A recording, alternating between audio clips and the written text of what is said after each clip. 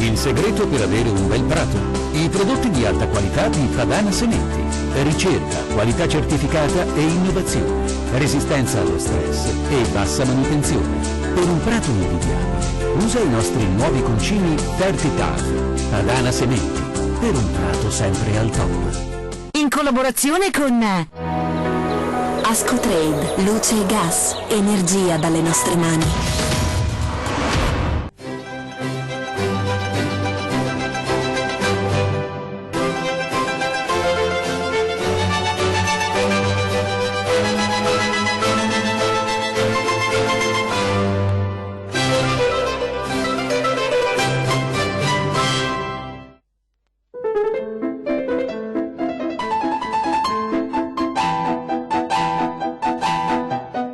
Questa puntata di Agricoltura Veneta parte con lo stendardo di Mogliano. Grazie a Francesco Geron vi facciamo vedere una particolarità. Guardate questa parte dello stendardo, c'è una cornucopia con 3 pesche che corrispondono a 3 mercati: Russia, Germania e Austria. Eccola qua la pesca di Mogliano, una pesca davvero particolare che soprattutto agli inizi del Novecento cominciò ad avere davvero molta fortuna, poi venne dimenticata. E noi siamo qui a Mogliano, Bonisiolo, in mezzo a questo peschetto proprio per raccontare questa storia un po' romantica ma anche molto economica, e che parte dalla volontà di una persona che tra l'altro non è neanche moglianese, non è neanche italiana ma è diventata veneta, la signora Claudine Denis. Buongiorno. Intanto le do la sua pesca. Ecco, ci racconti questa storia, perché ha deciso di riscoprire queste pesche di Mogliano? Un po' per sfida, perché mi era stato detto che erano buonissime, conosciute dappertutto, e purtroppo erano considerate scomparse. È stata una sfida, ho detto non è possibile non ritrovarle, e abbiamo cominciato con dei volontari a andare a trovare agricoltori chiedendo: vi ricordate? Sì, avete ancora esemplari di queste varietà? Purtroppo no, fino al punto di trovare un primo esemplare di Carraro che stava morendo. Abbiamo prelevato le gemme per fare i primi innesti nel 2011 e così via. Abbiamo recuperato finora sicuramente 5 varietà e ne stiamo studiando anche altre. Va bene, come avete capito questa puntata è tra il romantico e l'economico, ma come sempre procediamo con i titoli. Dal gonfalone della città ai campi che le producevano, la riscoperta delle storiche pesche di Mogliano, dal profumo intenso e dal gusto acidulo che hanno conquistato Cipriani per il famoso Bellini dell'Harris Bar. Polemica del prosecco tra produttori di collina e di pianura, impossibile mantenere lo stesso nominativo per 2 prodotti da luoghi e soprattutto sapori diversi, e così per distinguersi dalla massa diverse aziende hanno deciso di cancellare il termine prosecco. La Corte di Giustizia europea condanna l'Italia a ricalcolare le quote latte e relative sanzioni. Nell'ennesimo pasticcio di questa vicenda, allevatori che hanno e stanno pagando potrebbero invece aver diritto a rimborsi. Via libera al cambio del disciplinare dell'asparago di Badoere. Dalla stagione 2020 tutte le varietà avranno l'indicazione geografica protetta. Con le nuove IGP previsto un miglioramento qualitativo delle piante e un aumento di produzione del 15%. Nel cuore delle terre del Prosecco superiore, a San Pietro di Feletto, 500 persone hanno sfidato il maltempo per vendemmiare per una buona causa, raccogliere fondi a sostegno della ricerca sulla SLA. Guardate la bellezza di questa varietà, si chiama Lorenzini. Perché si chiama Lorenzini intanto? Lorenzini perché dovrebbero maturare sempre per San Lorenzo, cioè il 13 agosto. Ecco, questa è una delle varietà che lei ha recuperato con i suoi volontari. Quante varietà sono e che facevano parte, diciamo, della produzione esclusiva del territorio di Mogliano? Le varietà erano molte, pensiamo una ventina circa. Ma voi avete anche una base scientifica o vi basate solo sulla cultura, diciamo, contadina? No, la cultura contadina è importante, ma abbiamo per fortuna quello che chiamerò la nostra Bibbia, che è una bellissima tesi del 1947 e che dà una descrizione meravigliosa, dettagliata su tutte le varietà nostrane, cioè autoctone, e le altre. Dunque siamo riusciti a distinguere bene le autoctone con le caratteristiche che sono uguali per tutte le varietà.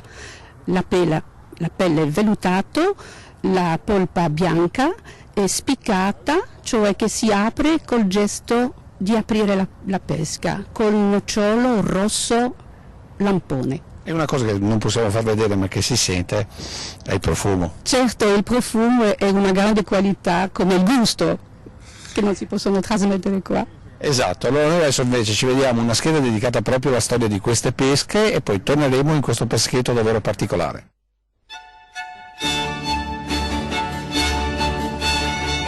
La città di Mogliano Veneto, fino ai primi anni 50, era famosa in moltissimi mercati ortofrutticoli d'Europa per l'eccezionale qualità delle sue pesche.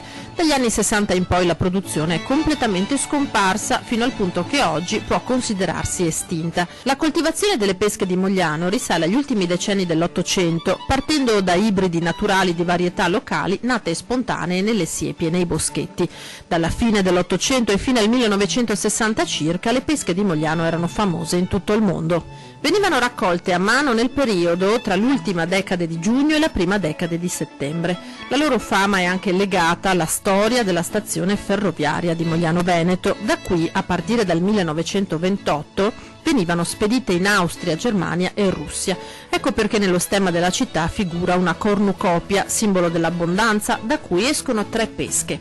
Dopo il secondo dopoguerra, questa preziosa produzione è però andata persa per estinguersi negli anni successivi, soprattutto perché il prodotto moglianese era soggetto a una forte deperibilità che lo ha penalizzato a favore di specie più resistenti, produttive e facilmente conservabili.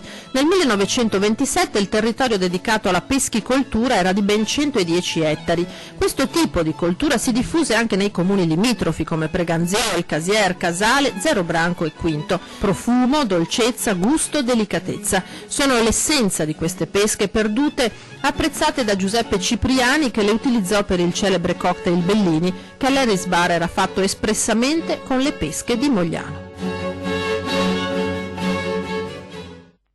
Fin qui insomma la storia delle pesche, ma la storia di chi si è innamorato di queste pesche, cioè come fa una signora dal Belgio a innamorarsi delle pesche di Mogliano? Beh, diciamo che per me è stata una sfida, volevo assolutamente recuperare queste varietà delle quali si parlava tanto, della bontà, del profumo, ed era un peccato non recuperarle. Ecco, adesso come funziona? Nel senso, voi avete registrato queste pesche, se un giovane vuole cominciare una coltivazione, come deve agire? Allora, tanto vorrei dire che noi siamo un'associazione senza scopo di lucro che si chiama Terre Venete, potete trovare informazioni sul nostro sito terrevenete.org. Poi i giovani, perché questo progetto l'ho concepito per loro, l'ho voluto per loro, per un recupero per la popolazione di Mogliano. Lei ha avuto anche il supporto di Veneto Agricoltura. Allora, Veneto Agricoltura l'ho contattato all'inizio nel 2011 e da allora ci segue per la riproduzione delle piante, per il controllo per le malattie, per tutta la parte tecnica che è molto importante. La pesca è un frutto molto delicato. In questo momento voi avete recuperato 5 varietà della ventina che erano presenti qua, e adesso come pensate di continuare? Beh, la ricerca continua tramite agricoltori vecchi, ci sono forse giovani che si interessano anche a queste coltivazioni, che sono un'opportunità per loro, e andiamo avanti. Inizio vendemmia tra le polemiche per il prosecco, viticoltori delle colline contro chi produce in pianura sempre nell'ambito delle zone DOC. I primi rivendicano la storicità, ma soprattutto i maggiori costi di produzione, che sono di fatto un vantaggio per i loro concorrenti di pianura. Per questo già diverse aziende produttrici di prosecco superiore di OCG hanno deciso di cancellare il termine prosecco dalle loro bottiglie. L'Italia deve ricalcolare i rimborsi delle multe latte pagate in eccesso dai produttori. La Corte di Giustizia europea ha emesso la sentenza riferita al ricorso presentato da alcuni produttori veneti per la campagna lattiero-casearia 2003-2004, nella quale vennero rilevate multe più alte del dovuto, con l'AGEA che ne dispose la restituzione, escludendo però alcuni produttori. La Corte ricorda l'obbligo delle autorità italiane competenti di correggere le decisioni incompatibili con il diritto dell'Unione e stabilisce che si debba procedere ad una nuova valutazione dei diritti dei produttori. L'asparago di Badoere cambia il disciplinare. Il Consorzio in queste settimane ha avuto l'ufficializzazione da parte del Ministero delle Politiche Agricole e Forestali del benestare alla variazione che rende certificabili con il marchio IGP, Indicazione Geografica Protetta, praticamente tutte le varietà di asparago, nell'intento di aumentare da un lato la resistenza delle piante, dall'altro il numero di prodotto certificato. Il tutto aprendo anche alla cosiddetta seconda, quella solitamente utilizzata dai ristoratori, con un aumento stimato del 15% di prodotto certificato. Sono già stati calcolati in 100 milioni di euro i danni causati dalla cimice asiatica in Veneto, distrutte intere produzioni di mele, pere, kiwi soprattutto nel veronese. Per questo si invoca l'introduzione immediata della Vespa Samurai, come indicato nel decreto del Presidente della Repubblica, in cui si autorizza l'introduzione nell'ecosistema nazionale di specie non autoctone. Tutto bene, signor Claudin, al di là di mangiare le pesche, però hanno uno sviluppo possibile economico, possono essere usate in cucina in maniera alternativa, possono essere fatte solo per le marmellate? Allora, oltre alle marmellate, possono essere utilizzate anche per la confezione del famoso aperitivo Bellini, che sono fatte a base di pesche di Mogliano, pesche bianche, e poi possono essere anche inserite nella cucina con il coniglio, con la faraona, e sono buone.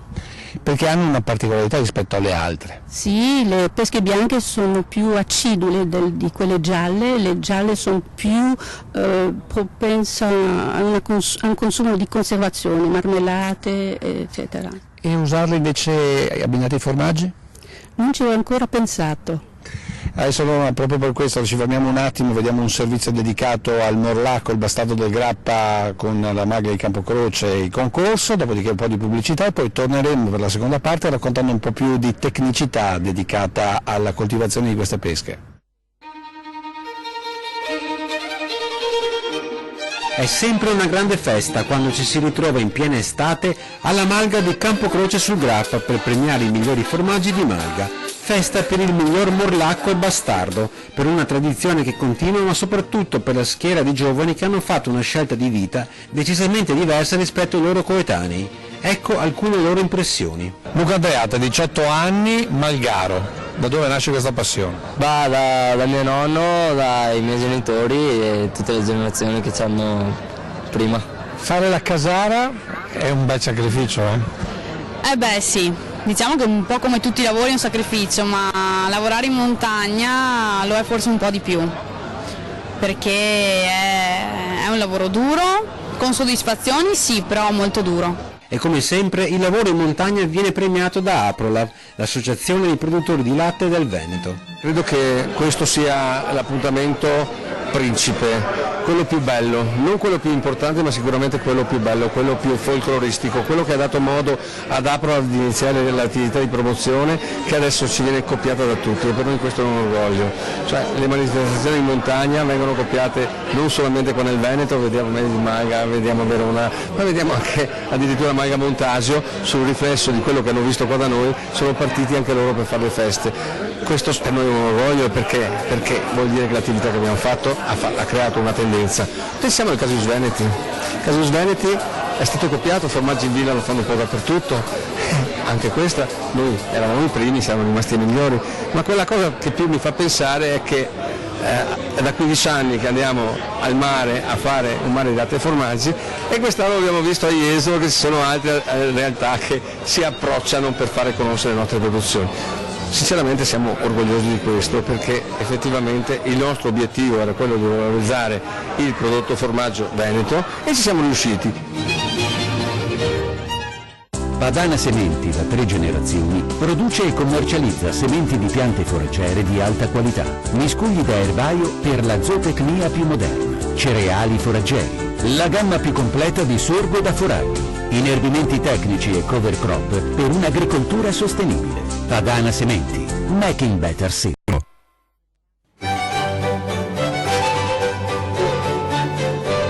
Ottava edizione di Vendemmia Solidale, la migliore perché vendemmia bagnata, vendemmia fortunata, purtroppo il tempo è così. La pioggia non ferma la solidarietà. Alla cantina Le Manzane di San Pietro di Feletto, nel cuore delle terre del Prosecco Superiore, 500 persone hanno sfidato il maltempo per una buona causa, raccogliere fondi a sostegno della ricerca sulla SLA. È diventato un punto fisso, un momento fisso del nostro mese di settembre e quest'anno abbiamo deciso di darla a Revert per la ricerca sulla SLA perché ci sembrava una cosa bella, c'è una nuova maniera di fare ricerca e vogliamo cercare di sostenerla. Il ricavato dal raccolto della vendemmia solidale, 4-5 quintali di glera all'incirca, andrà infatti a sostenere la Onlus Revert grazie ad un progetto sviluppato in collaborazione con l'impresa sociale Ediporé. Riuscire a trovare le modalità e il sistema di curare le malattie neurodegenerative, che attualmente non sono malattie curabili e che sono malattie che noi ci impegniamo a sostenere. Attualmente in corso sono un paio di progetti, uno per la lotta alla sclerosi laterale amiotrofica ed un altro per la lotta verso la sclerosi multipla. Vignaioli per un giorno dunque, per prendere parte alla grande festa dell'uva insieme alla famiglia Balbinot. L'anno scorso è andata benissimo, è stata fatta per la mia associazione, è stata una giornata fantastica perché insomma si riesce inutile a dilettevole, si sta un po' insieme, si fanno queste cose che ormai fanno in pochi, dunque è fortissimo. Il Regione Veneto e i veneti ringraziano i Balbinot, le Manzane per tutto quello che hanno fatto. Per carità oggi piove, però comunque la solidarietà non viene fermata neanche dalla pioggia, dal brutto tempo, e direi che ormai è un appuntamento annuale che tutti noi seguiamo. In 7 edizioni la vendemmia solidale ha raccolto 65.000 euro e ogni anno staccare i grappoli dorati dal vigneto adiacente alla cantina Le Manzane assume un significato prezioso, condiviso da sempre più persone. Seconda parte di Agricoltura Veneta, vi stiamo raccontando la storia delle pesche di Mogliano, recuperate da una passionaria proprio di queste pesche dopo che erano scomparse per diversi anni, e adesso invece andiamo a incontrare chi le pesche le sta raccogliendo e le sta portando avanti come vivaista. Giannino Boarina, eccolo qua, per chi ricorda questo volto, ex vice sindaco del comune di Mogliano. Cosa ci fa un politico in mezzo alle pesche? La passione prima della politica, oggi è la stagione della passione per queste pesche che hanno caratterizzato nel passato il mio territorio, e quindi la voglia di riscoprire e di riproporle ai miei concittadini. Ecco, parliamo proprio di queste pesche. Intanto cominciamo a raccontare un po' di tecnicità di queste varietà. Perché sono scomparse nel tempo e voi le state recuperando? Ma sicuramente le difficoltà di coltivazione che a suo tempo c'erano, sostituite da varietà che sono sicuramente oggi più conservabili, ma sicuramente però quelle di oggi hanno perso il profumo, il colore, il sapore, che in tutti chi le ha assaggiate, queste nuove pesche, le antiche pesche di Mogliano, hanno tutti riscoperto, quindi con una grande soddisfazione. Ecco, poi ci sono i vari nomi, perché ad esempio Carraro, Lorenzini, Brancia, Settembrini, Lavarone, cioè da che cosa deriva? Da chi le ha impiantate oppure da qualche particolarità diversa? Ma sicuramente alcuni nomi delle varietà corrispondono ai cognomi di alcune famiglie storiche moglianesi, altre magari dalla loro caratteristica, sto pensando di Lavarone, ne sembra un labbro pronunciato di questa pesca, che però al di là della sua forma estetica ha una grande qualità, un grande profumo, e quindi è sicuramente una che va riproposta a tutti quanti. Diciamo che sono un po' delicate perché vanno velocemente a maturazione, devono essere raccolte velocemente, allora questo è uno dei limiti, diciamo, della produzione del tempo. Sì, vanno raccolte solo nel momento in cui sono mature, nel momento in cui si staccano dalla pianta, e vanno consumate entro un paio di giorni, e questa è sicuramente una delle caratteristiche che al giorno d'oggi non è apprezzata per i grandi mercati, per i lunghi viaggi. E d'altro canto queste sono molto profumate, sono molto particolari anche come gusto, e poi hanno una particolarità, cioè si aprono con le mani, giusto? Sì, hanno una caratteristica che è un po' il gesto che tutti gli anziani di Mogliano, quando si parlava di pesche, riproponevano, che è quella della apertura della pesca semplicemente con la pressione delle dita, e si staccava dall'osso e si poteva consumare quindi con grande facilità, con grande disponibilità. Come anticipato nella puntata precedente, questa volta parliamo di piante di siepi rampicanti che bisogna fare una potatura a verde, eliminare dei tralci che magari non vengono utilizzati, senza entrare a interferire su quello che potrebbe essere la fioritura primaverile o estiva.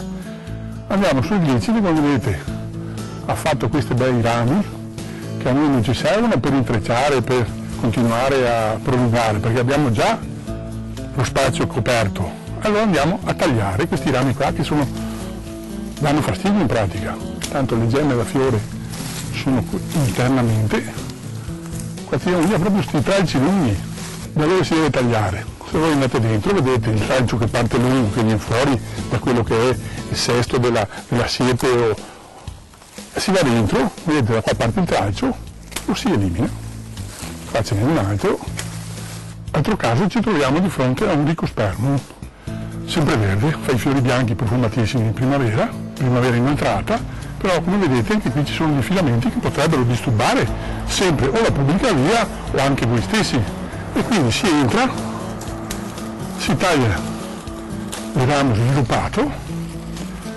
senza fare una siepe, perché è giusto che rimanga morbida, diciamo soffice, non deve essere inquadrata come altre siepi di lauro. Questi sono rampicanti che bisogna lasciare il loro principio senza rovinare le piante, mi raccomando. Buon lavoro.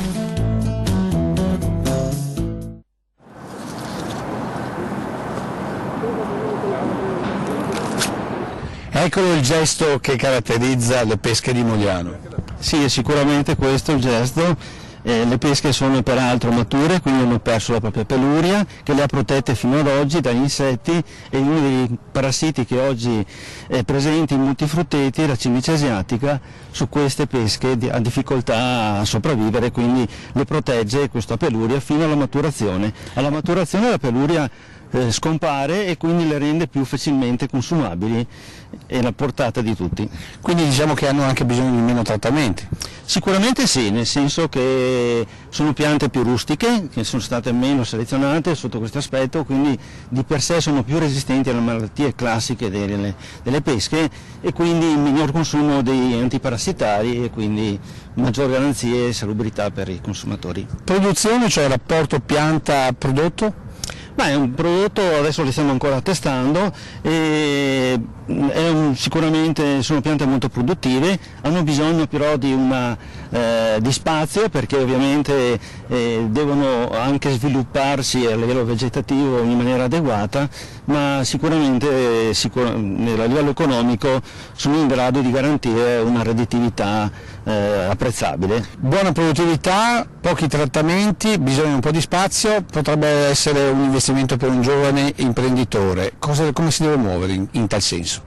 Ma noi abbiamo già individuato le varietà che possono essere sfruttate a livello commerciale per l'epoca di maturazione, per le caratteristiche, per i loro pregi, e quindi possono garantire sicuramente anche per i giovani un'opportunità. Noi stiamo ovviamente selezionando queste piante e siamo in grado di proporre a tutti quelli che ne hanno bisogno anche del materiale vegetativo per poter sviluppare questa coltivazione, che è sicuramente interessante. Grazie alla rimonta dell'anticiclone delle Azzorre, che ha rilasciato un secondo centro di alte pressioni proprio su di noi. Questo vuol dire continuazione dell'estate, un'estate settembrina, quindi con temperature più sopportabili, ma il tempo è stabile e questo favorisce senz'altro le attività agricole. Quindi prevediamo ancora per domenica, per lunedì, per martedì, cielo in prevalenza sereno in pianura, modesta attività accumuliforme, un po' di velatura durante le primissime ore del mattino, ma nulla di indicativo. Sui rilievi un po' più di instabilità che localmente durante il pomeriggio, ma molto localmente, potrebbe dar vita a qualche breve precipitazione, ma nulla di indicativo. Diciamo a metà settimana, tra mercoledì in parte e giovedì, potremo avere un peggioramento, riesce a infiltrarsi un po' di aria instabile, quindi potremo avere un aumento della nuvosità e qualche temporale, ma molto veloce, in quanto poi si ristabiliranno le condizioni di alta pressione e questo dovrebbe garantire ancora diversi giorni di tempo stabile. Insomma, l'estate settembrina continua. I venti saranno deboli di direzione variabile, le temperature abbiamo detto valori minimi 16-18 gradi in pianura, i valori massimi tra i 26 e i 28 gradi, quindi al di sopra della norma, ma abbastanza sopportabili per quelle che sono le attività umane. Per quanto riguarda, per finire, il mare, l'Alta Adriatica è previsto per quasi tutto il periodo, poco mosso, quasi calmo. È tutto. Dei peschi selvatici porta innesti per il futuro delle pesche di Mogliano. Siamo tornati per le conclusioni con Claudine Denise e con Giannino Boarina. Giannino Boarina, tanto lavoro, tanta passione, ma tutela? Lavoreremo sicuramente su un disciplinare che garantisca sia ai produttori che ai consumatori di un prodotto di qualità e di eccellenza per questo territorio. Sì, perché se prende in mano la grande distribuzione qui la resa economica non ci sarà e quindi tutto morirà un'altra volta. Ma non tanto la paura non è tanto della grande distribuzione, ma magari di coltivatori che spacciano per pesche di Mogliano, pesche che non sono di Mogliano con le caratteristiche che hanno queste varietà particolari. Ecco appunto perché il futuro, i giovani vogliono anche un po' di sicurezza, soprattutto in agricoltura dove c'è tanta fatica. Ma anche la differenziazione rispetto a quello che oggi offre il mercato, un mercato che sicuramente è difficile ma che può dare grande soddisfazione. Noi li stiamo raccogliendo, tutti i consumatori ci hanno gratificato perché hanno riconosciuto in queste pesche una qualità diversa di quella che viene proposta oggi in tutti i negozi e quindi questo speriamo sia il futuro e la fortuna di questo territorio e dei coltivatori che lo vorranno coltivare. Grazie Giannino Boarina, l'ultima parola con l'appassionaria di queste pesche, ovvero Claudine Denise. Signora, qual è il suo sogno? Il mio sogno è che ci siano tanti ragazzi giovani disposti a portare avanti questo progetto. Il sogno di una belga trapiantata in Veneto, come ultima parola per questa puntata di Agricoltura Veneta, ma come sempre noi chiudiamo con i proverbi e gli attrezzi storici della nostra agricoltura, questa volta con Gianni Marini. Grazie a tutti voi per l'attenzione, arrivederci alla prossima puntata. Buongiorno, sono qua con me Mussette, a Tinti e a Birba.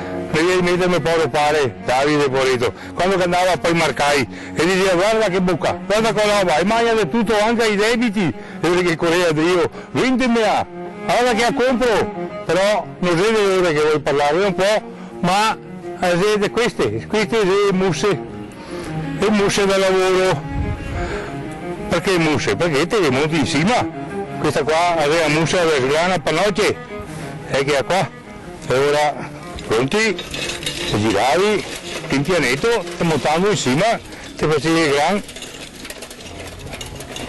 E adesso so che altra aveva musa, questa qua, e non aveva altro che una musa che aveva una confetti di mossa, che è qua, con questa qua è il ferro da sergi, ti facevi i denti dall'esteo, ti montavi in cima anche su questa qua, che è qua, e ti scominciavi il lavoro.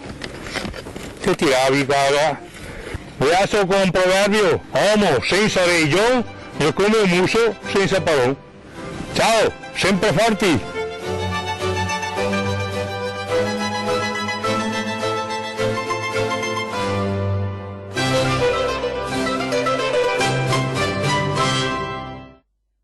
In collaborazione con Ascotrade, luce e gas, energia dalle nostre mani.